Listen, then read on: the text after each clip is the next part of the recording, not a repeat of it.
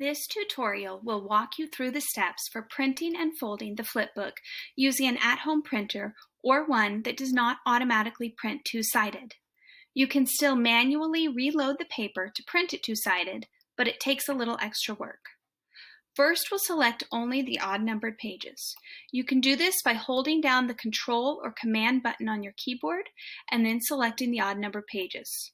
For this resource, it's pages 9, 11, and 13. Then choose File, Print. Be sure to click the option to only print your selected slides.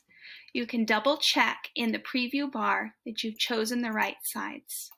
Then check your scale settings.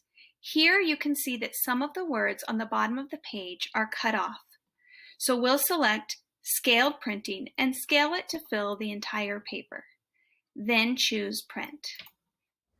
Once you have printed the odd-numbered pages, you will need to flip the pages over on the short side and manually reload them into your printer.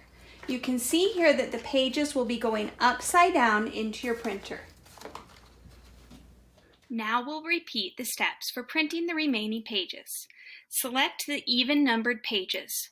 For example, in this resource, it's pages 10, 12, and 14.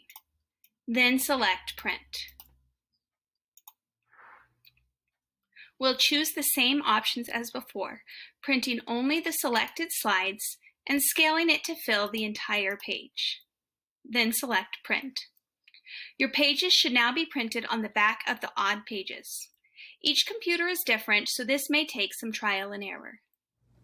Now that your pages are printed correctly back to back, it's time to put together the flipbook.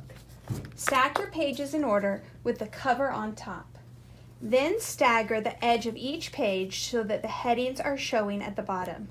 Your fold lines should line up on the edge.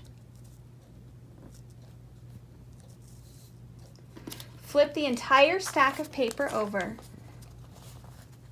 and fold down the top so that you can see all the headings staggered. You may need to adjust your paper as necessary before you make your final fold.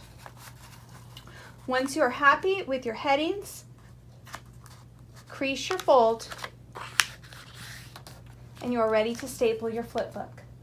I recommend using a long arm stapler or a booklet stapler to staple the flipbook in the crease. Your flipbook should now be ready to share with students.